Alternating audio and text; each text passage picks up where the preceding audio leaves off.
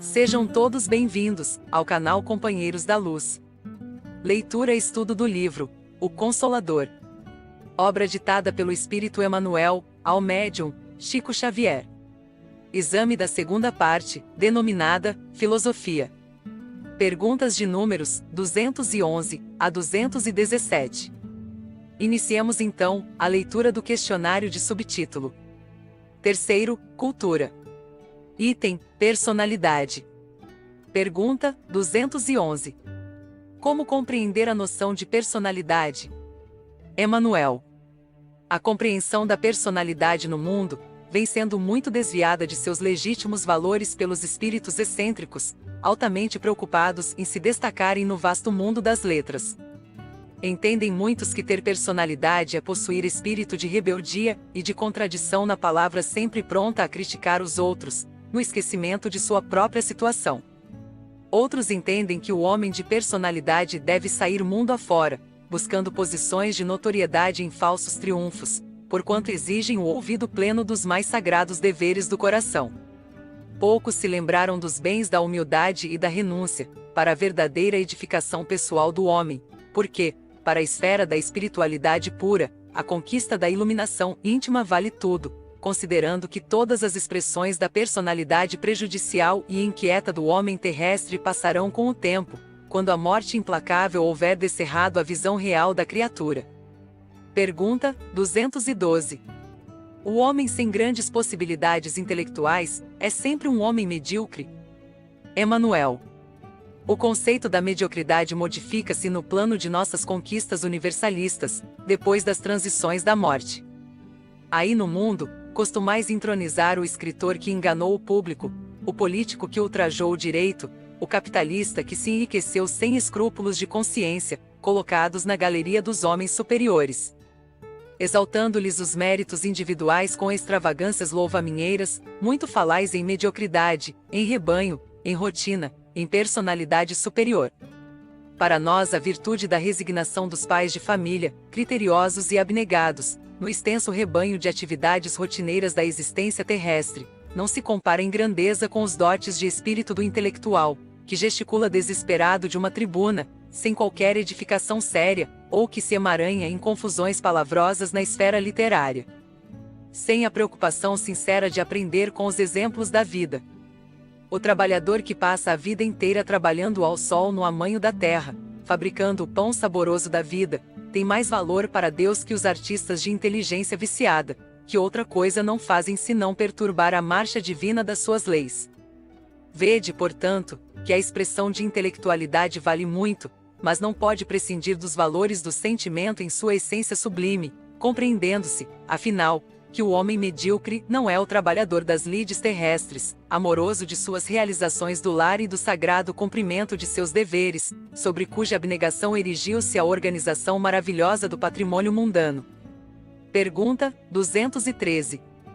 Devemos acalentar a preocupação de adquirir os elementos do chamado magnetismo pessoal? Emmanuel. Essa preocupação é muito nobre, mas ninguém supõe a realizá-la tão só com a experiência da leitura de livros pertinentes ao assunto.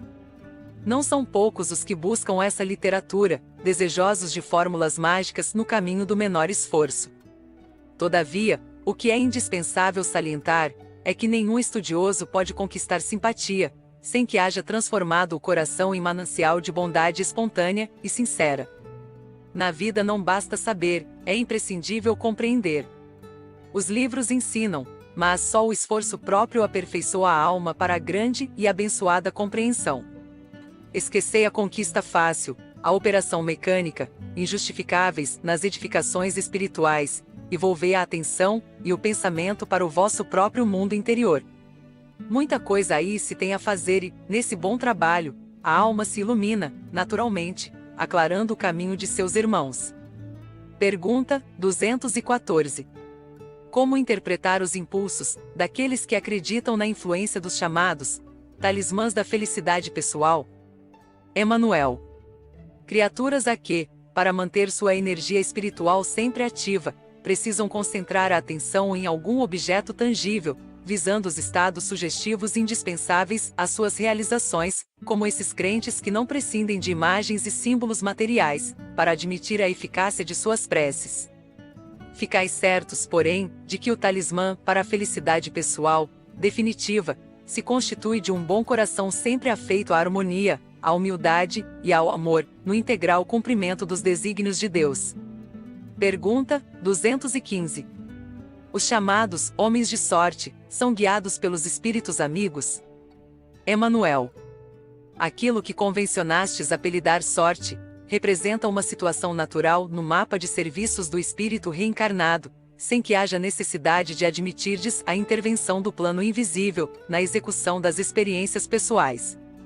A sorte é também uma prova de responsabilidade no mecanismo da vida, exigindo muita compreensão da criatura que a recebe, no que se refere à misericórdia divina, a fim de não desbaratar o patrimônio de possibilidades sagradas que lhe foi conferido. Pergunta 216.